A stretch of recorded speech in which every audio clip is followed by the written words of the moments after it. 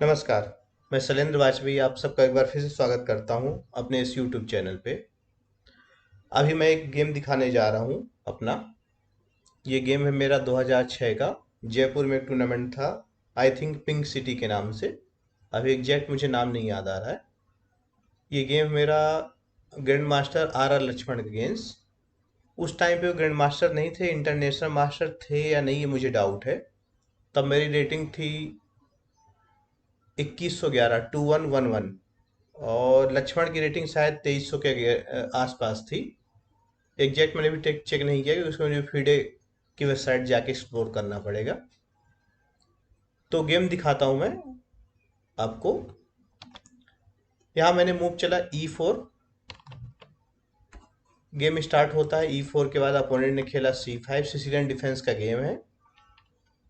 Night C3, night C6। आपने पहले भी ये सेटअप देखा होगा मेरे गेम में नासिर अली सर के अगेंस्ट। क्लोज सिसिलियन का मैच है। G3, G6, bishop G2, D6 and D3। आपको सेटअप कुछ कुछ याद आ रहा होगा। रुक B8। रुक B8 का आइडिया है यहाँ पे अपोनेंट B5 और फिर B4 करके नाइट को हटाना चाह रहा है और फिर इसके बाद बिशप G7 ला के डायगोनल को यूज करेगा। तो कुछ मैच में मैं करता हूँ बिशप G7 और B5 जिसका आ रहा है उसको अवॉइड कर देता हूँ, यानी कि आ रहा है तो आने दें। कुछ गेम में मैं ऐसा भी करता हूँ कि B5 आने से रोक देता हूँ। तो इस गेम में मैंने B5 आने से रोक दिया A4। लेकिन यहाँ पे ध्यान ये रखना है कि A4 करके आप B5 को टेम्परेरी ही रोक सकते हैं, ज़्यादा देर तक नहीं रोक सकते। क्योंकि अगर B5 आना है तो अपोनेंट A6 और फिर B5 करके पॉन ले ही आएगा। बस हाँ, कंडीशन इसमें एक चेंज हो जाती है। जब आप उस तरफ से उसको B5 अलाउ कराएंगे तो आप रुक की फाइल ओपन कर लेंगे, यानी कि जो रुक है इसकी फाइल ओपन हो जाएगी। तो देन यहाँ पे मैंने A4 खेला। A4 के बाद अपोनेंट ने मूव चला H5।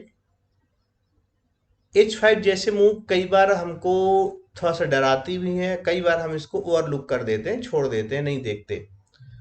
हाँ, जब हम चेस खेलेंगे और ध्यान रखेंगे बोर्ड पे, जब प्रैक्टिकल प्ले हो रहा होगा तो हमको अपोनेंट को उसी थ्रेट का रिस्पॉन्स करना है जो एक्चुअल में हमारे लिए थ्रेट हो। दो चीजें हैं चेस में, एक तो रियल और एक वर्चुअल। कुछ थ्रेट क्या होते हैं, आभासी होते हैं। जैसे आप अपने बच्चे को डराते हो, कुछ कहेगा नहीं ये नहीं करो तो मैं ये कर दूंगा। लेकिन कई बार उस बच्चे को भी पता होता है नहीं पापा बस डराने के लिए बोल रहे हैं, ये करने वाले नहीं है। और हमको भी पता होता है कि हम डराने के लिए बोल रहे हैं। ऐसे कुछ थ्रेट अपोनेंट के होते हैं बोर्ड पे जो लगते हैं कि आपको प्रॉब्लम क्रिएट करेगा, लेकिन एक्चुअल में प्रॉब्लम नहीं क्रिएट करेंगे वो। ये आपको जानना होता है कैलकुलेट करके। तो हर एक थ्रेड को अपोनेंट के आपको रिस्पॉन्स नहीं देना, या फिर हर एक थ्रेड को आपको इम्पोर्टेंस नहीं देनी। तो यहाँ पे मैंने जब एच फाइव किया अपोनेंट ने, तो सिंपल मैंने बिशप चल दिया। अब ये कर क्या रहा है अपोनेंट, H5 चल के H4 चलना चाह रहा है। मेरे पास एक ऑप्शन था कि मैं सिंपल इस पॉन को H4 कर देता, बंद कर देता। लेकिन यहाँ पे मैंने थोड़ा सा अलग खेला, बिशप G5 कर दिया। अब अगर अपोनेंट पॉन पुश करता है तो इस पॉन को मेरे पास ऑप्शन है बिशप से टेक करने का, और मेरे पास ऑप्शन है पॉन से टेक करने के, या फिर मेरे पास ऑप्शन है ना टेक करने का। अब जब मैंने बिशप G5 चल दिया तो अब बॉल जो है, यानी कि हम जिसको बोलते हैं ऑप्शन, अपोनेंट के पास है। अब अपोनेंट को डिसाइड करना है कि कौन सेक्रीफाइस करेगा, तो वेरिएशन कैलकुलेट करे। जब आप इस तरह के मूव चलते हैं तो कई बार अपोनेंट के ऊपर टाइम प्रेशर भी आता है कि हमने मूव चल के अपना डिसीजन दे दिया, अब आपको सोचना है कि आपको कौन पुश करके सेक्रीफाइस करना है या नहीं करना। आगे बढ़ते हैं। उन्होंने बिशप S6 किया। बिशप S6 में फिर मेरे पास ऑप्शन है कि या क्वीन D2 करके मैं सपोर्ट दे दूं बिशप पे, ये, या फिर बिशप से बिशप को टेक कर दूं। बिशप से बिशप टेक करने में नाइट आने लगेगा। नाइट से टेक होने के बाद नाइट G4 बैठेगा। तो यहाँ queen D2, bishop into bishop, और शायद नाइट F3 भी ऑप्शन था मेरे पास। लेकिन मैंने जो यहाँ पे खेला वो है मूव H4। अच्छा, H4 जैसी मूव हमेशा आपको बहुत ही केयरफुल हो के बहुत ही डिसीजन सही से लेकर चलना चाहिए। क्योंकि कई बार जब अपोनेंट यहाँ टेक कर देगा, अगर bishop into bishop, pawn into हो गया बिशप, तो ये G5 में इस तरह में कभी कभी ऐसा भी होता है कि पॉन जाके वीक हो जाता है, अब वीक होके वहां पिट जाएगा। तो यहाँ पे लक्ष्मण ने इसको टेक किया, मैंने भी टेक कर दिया। अब G5 आपको लग रहा होगा वीक है, तो इसी में आपको जज करना होता है ऐसी पोजीशन पे कि जो आप इस तरह की मूव चल रहे हैं, पॉन आप वीक कर रहे हैं, वो एक्चुअल में वीक कब है, जब उस पर अटैक आए। अब अपोनेंट की जो रिसोर्स है, अपोनेंट की जो प्लान है, अपोनेंट जैसे सोच के अटैक कर सकता है, वो कैसे करेगा ये आपको पहले से कैलकुलेट करना होगा। अगर कोई चीज वीकनेस है तो वीकनेस तब तक वीकनेस है जब तक उस पर अटैक आ रहा है, अगर अटैक नहीं आ रहा तो वीकनेस नहीं है। क्लियर? जैसे आप ऑफिस निकलते हैं घर के लिए, आप वेल अप टू डेट तैयार होके जाते हैं, लेकिन घर पे आप कहीं के आराम से बैठे होते हैं क्योंकि आपको पता नहीं जाना। ऐसे ही जब सिचुएशन ऐसी हो कि आपके ऊपर अटैक आ रहा हो, तो आप प्रिपेयर होते हैं। यानी उस वीकनेस को आप देखेंगे, हम जो वीकनेस क्रिएट कर रहे हैं वो क्या वीकनेस अपोनेंट एक्सप्लॉइट कर सकता है या नहीं कर सकता। अगर अपोनेंट एक्सप्लॉइट नहीं कर सकता या अपोनेंट के पीस उस वीकनेस पे अटैक नहीं कर पा रहे हैं या उस वीकनेस तक नहीं पहुंच पा रहे हैं, तो आप कहीं भी वीकनेस क्रिएट कर लें, इससे फर्क नहीं पड़ने वाला। बस इंपॉर्टेंट ये है, यहाँ महत्वपूर्ण ये होता है कि उसको आप जज कर पाए कि जो अटैक है वो एक्चुअल में अटैक आएगा या नहीं आएगा। तो मैंने ये देखा कि इस पॉन पे जो G5 पे, इस पे केवल एक अटैक अपोनेंट ला सकता है, वो है क्वीन। यानी क्वीन का अटैक कैसे आएगा, इस पॉन को 1 स्क्वायर या फिर 2 स्क्वायर मूव करके, और तब मैं क्वीन से या फिर नाइट से या फिर पॉन से सपोर्ट दे दूंगा। यानी यहाँ G5 प्रॉब्लम नहीं है। अब G5 के स्ट्रेटेजिक जो वैल्यू है, जो इसका अब मैंने प्लान किया था कि पॉन यहाँ करेगा क्या, उसको समझते हैं। अब अगर आप देखें, ये पॉन मेरा जो G5 पे इन दोनों स्क्वायर को कंट्रोल कर रहा है, मतलब इन दोनों स्क्वायर को जब कंट्रोल करेगा तो नाइट को नहीं निकलने देगा। नाइट को निकलना है तो इस पॉन को पहले हटाए, इस पॉन को हटाने के लिए F6 पॉन लाएगा, और जब F6 पॉन लाएगा तो पॉन से टेक करने के बाद अगर इस वाले पॉन से टेक करता है, मतलब E वाले से, तो D वाला पॉन वीक हो जाएगा, D6 आपको दिख रहा होगा। और अगर नाइट से टेक करता है, देन ये जो पॉन बचेगा ये वीक हो जाएगा, G6। तो इस तरह हम प्लान करते हैं। तो हमने यहाँ पे टेक कर दिया, बिशप को G5 पे आ गया, अपोनेंट ने E5 चला। अब E5 के बाद दिख रहा है आपको कि नाइट को D5 पे भी होल मिल रहा है, लेकिन नाइट अभी D5 बैठ के कुछ करेगा नहीं इमीडिएट, क्योंकि अभी फिलहाल तो पॉन बचाना है। तो पॉन बचाने के लिए मैंने सपोर्ट दे दिया। अपोनेंट ने नाइट D4 खेला, अपोनेंट ने नाइट को फिक्स कर दिया D4 स्क्वायर पे। इस तरह का जब नाइट आप कभी बैठ जाए अपोनेंट का, तो आपको हमेशा केयरफुल रहना होता है। आपकी इसकी पॉसिबल मूव देखनी होती है कि कहाँ कहाँ अटैक कर सकता है नाइट। आपको ये भी देखना होता है आप इस नाइट को या इस तरह के पीसेस को कितनी देर तक बोर्ड पे अलाउ कर सकते हैं। अलाउ करने का मतलब ये हुआ कि कितनी देर तक आप उसको बैठने की वहां परमिशन देंगे। अगर आपको लग रहा है इरिटेट कर रहा है, प्रॉब्लम क्रिएट कर सकता है, तो उसको हटाने की कोशिश भी करनी चाहिए। मैंने यहाँ पे हटाने की कोशिश की नाइट लाके। अपोनेंट ने यहाँ पे मूव चली F6। अब F6 से अपोनेंट ब्रेक देना चाह रहा है, जैसे मैंने अभी एक्सप्लेन किया थोड़ी देर पहले। अब इस ब्रेक जब दे रहा है पॉन, तो पॉन इंटू पॉन के बाद आप किसी से टेक करें, क्वीन से या नाइट से, दोनों में उसका G6 पॉन वीक हो जाएगा। तो मैंने इसको टेक कर लिया और यहाँ अपोनेंट ने नाइट से टेक किया, अब उसका G6 पॉन है वीक। मैंने नाइट से नाइट को टेक किया और नाइट को ले लिया बैक। अब आपको दिख रहा होगा ये जो D4 पॉन है ये थोड़ा सा वीक हो रहा है। अब नेक्स्ट मूव में मेरा आइडिया ये हो सकता है कि C3 करके इस पॉन को ब्रेक करूं, और या फिर F4 करके E5 पॉन पर अटैक करूं। अपोनेंट खेला यहाँ G4, G4 के अगेंस्ट मूव आई C3। अब ये पॉन हट रहा है, पॉन हटेगा तो मैं नाइट से टेक करके फिर से नाइट को ले जा सकता हूँ D5 पे, ये भी आइडिया पॉसिबल है। एक ये है कि पॉन से अगर टेक करे तो मैं पॉन से भी टेक कर सकता हूं और रुक की फाइल ओपन करके यहां से प्ले कर सकता हूं। अपोनेंट ने यहां पे कर लिया कैसलिंग। आप थोड़ा रुक के सोचें, क्या यहाँ पॉन इंटू पॉन करना ठीक है? अगर पॉन इंटू पॉन करूंगा तो क्या होगा? तो पॉन इंटू पॉन पे अपोनेंट अगर पॉन इंटू पॉन करे तो नाइट इंटू की पॉसिबिलिटी बन सकती है। लेकिन यहाँ प्रॉब्लम ये है कि आपका F2 पॉन वीक है।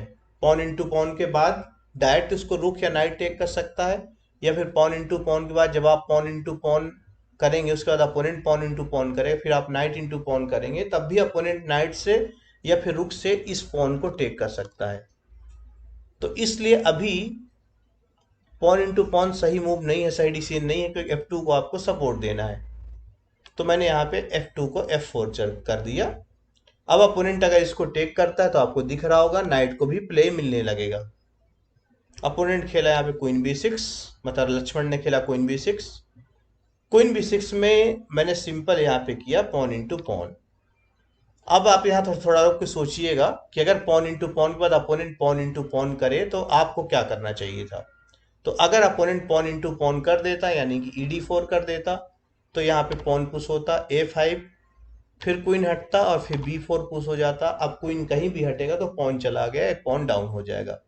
इसलिए यहाँ पे लक्ष्मण ने खेला पॉन पुश। लक्ष्मण का प्लान शायद ये रहा होगा कि ये पॉन सेक्रीफाइस कर देते हैं, बदले में अगर ये पॉन हटता है कभी भी, सॉरी मैंने गलत टिक कर दिया, ये वाला पॉन हटता है तो यहाँ पे नाइट के लिए J² मिलेगा, साथ में क्वीन को प्ले मिलेगा, इसलिए मैं इमीडिएट पॉन को नहीं हटा सकता हूं। अच्छा, यहां मुझे बोलना था कि आप थोड़ा सोचिए। खैर मैंने मूव दिखा दिया आपको। तो मैंने यहाँ पे खेला F5, अपोनेंट ने खेला यहाँ पॉन इंटू पॉन। चलिए अब थोड़ा यहाँ आप कैलकुलेट करिएगा, अब इस पोजीशन से व्हाइट कैसे अटैक करे। ध्यान रखिए, जब भी आप गेम देखिए इंजन का बिल्कुल मत यूज करिए, साथ साथ आप सोचते रहिए। भले एक वीडियो में आपको देखने में 1 घंटा लग जाए, फर्क नहीं पड़ता, क्योंकि ये जो गेम मैं आपको 15-20 मिनट में दिखा देता हूँ, ये एक्चुअली में 4 घंटे में कंप्लीट होते हैं गेम। 3 घंटे 4 घंटे, यानी सोचने में इतना टाइम लग जाएगा। तो आप जब उसके फायदा उठाना चाहते हैं गेम से, तो कम से कम आप 1 घंटा तो दीजिए देखने के लिए बोर्ड पे। तो जब आप उसको सीरियसली देखेंगे तभी फायदा होगा। साथ साथ कैलकुलेट करते रहिए, और जहां जहां आपको लगे कि ये चीज मिस हुआ या ये चीज ऐसे हो सकती थी, आप कमेंट जरूर करिएगा। तो मैंने आपको यहाँ सोचने के लिए दिया था कि अब अटैक कैसे करें। तो यहाँ अभी अटैक लाया मैं नाइट F4। अब आपको दिख रहा होगा G6 पॉन पे अटैक है, नाइट G6 पहुंच रहा है। अगर पॉन इंटू पॉन करता है अपोनेंट तो H5 पॉन पिटने लगेगा, इसलिए इसके ऊपर अटैक आ रहा है अपोनेंट के ऊपर बहुत ज्यादा। अपोनेंट ने यहाँ पे खेला नाइट को बैक। यहाँ थोड़ा सा ये भी कैलकुलेट कर लीजिएगा कि अगर नाइट E3 आता तो क्या होता। E3 आने से कोई थ्रेट तो था नहीं ज्यादा उसका, पॉन पे भी अटैक था बस, तो वहां पे व्हाइट चाहे तो आराम से पॉन टेक कर सकता था। अपोनेंट ने खेला नाइट E5। अब आपको फिर डिसाइड करना है कि यहाँ से आपकी मूव क्या होगी। पॉन इंटू पॉन करना है, यानी G6 नाइट इंटू G6 करना है, या फिर नाइट इंटू H5 करके सेक्रीफाइस देना है। ये सब आप डिसाइड करिएगा सोच के। मैंने यहाँ पे मूव करी knight into pawn, pawn take कर लिया मैंने, अपोनेंट ने भी टेक कर लिया। अब फिर यहाँ आपको डिसाइड करना है कि अब क्या खेलना है। आपके पास रुक क्रॉस H5 ऑप्शन है, आपके पास क्वीन H6 ऑप्शन है, आपके पास क्वीन G5 ऑप्शन है, आपके पास पॉन इंटू पॉन ऑप्शन है। इन ऑप्शंस में ध्यान से देख के कैलकुलेट करिएगा कि क्या खेलना है। मैंने खेला यहाँ पे क्वीन G5। क्वीन G5 अगर आपने डिसाइड किया था तो आपको इस चेक का पहले प्रिपेयर करना चाहिए था कि जो चेक आने वाली है क्वीन से, इस पे किंग को कहाँ बचाएंगे। यहाँ थोड़ा सा फिर टाइम लीजिए, फिर थोड़ा सोचिए कि अब क्या करना है आपको। किंग के पास ऑप्शन 4 हैं, D1 E2 F2 F1। इनमें से 4 में से आपको किंग कहाँ पे हटाना है। आप थोड़ा टाइम लीजिएगा, डिसाइड करिएगा, और अपने थिंकिंग प्रोसेस को मिलाइएगा कि गेम में क्या हुआ और आपका डिसीजन क्या था। मैंने यहाँ पे हटाया किंग को F1। किंग को F1 हटाने के बाद आपको दिख रहा होगा कि ये जो पॉन है ये पिन पे है, और इस पॉन पे सपोर्ट भी है। लेकिन अपोनेंट ने यहाँ पे मूव किया, बिशप इंटू पॉन कर दिया, बिशप से टेक कर दिया। अब फिर आपको डिसाइड करना है अब क्या करना है इस पोजीशन से। आप पॉन से बिशप को टेक कर सकते हैं, आप कुछ और भी कर सकते हैं, आप क्वीन से h5 टेक कर सकते हैं, आप रुक से h5 टेक कर सकते हैं। यहाँ थोड़ा सा फिर टाइम दीजिएगा, सोच के अपनी मूव डिसाइड करिएगा। मैंने यहाँ पे मूव चली किंग g1। इस बिशप को टेक करने की जरूरत नहीं थी। क्यों नहीं टेक करने की जरूरत थी, मैं बता दे रहा हूँ आपको कि टेक करने के बाद अगर मैं टेक करता तो रुक इंटू हो जाता, रुक इंटू पे क्वीन इंटू फोर्स हो जाता, फिर इसको पिन कर लेता, और यहाँ पे करीब करीब बाद में ब्लैक को इक्वलिटी मिल जाएगी। इसलिए इस बिशप को टेक करने की आवश्यकता बिल्कुल नहीं थी। मैंने किंग को हटा लिया g1। अपोनेंट ने क्वीन को मूव किया। अभी गेम में ज्यादा कुछ बचा नहीं है। अब फिर आप यहाँ थोड़ा डिसाइड करिए अब क्या करना है, पहले बिशप को टेक करना है या कोई और मूव चलनी है। मैंने बिशप को नहीं टेक किया, मैंने टेक किया पहले रुक इंटू, क्योंकि अब बिशप मूव करता है तो क्वीन इंटू g6 आएगा, क्वीन इंटू g6 चेक आएगी डिस्कवर, और फिर उसका टेक हो जाएगा क्वीन रुक से।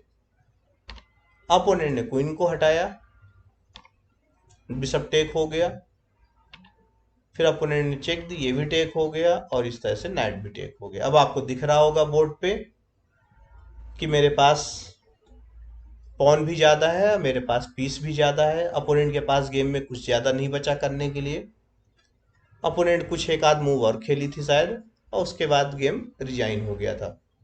आगे वैसे भी आपको दिख रहा होगा विन कर ले जाएंगे, इतना एडवांटेज सफिशिएंट है, और इसमें ज्यादा कुछ नहीं करना। तो ये मैंने क्लोज सेशन में एक गेम दिखाया। जिसको क्लोज सेशन खेलना हो मेरे रिपोर्टायर को फॉलो कर सकता है, एक एक करके मैं गेम दिखाऊंगा, और जहां कुछ जो डाउट हो आप कमेंट बॉक्स में पूछ सकते हैं। कुछ लोगों ने मुझे बोला था कि आप D4 पे पूरी रिपोर्टर बनाए, कुछ लोगों ने बोला सजेशन दिया है कि आप इंड गेम पे बनाइए।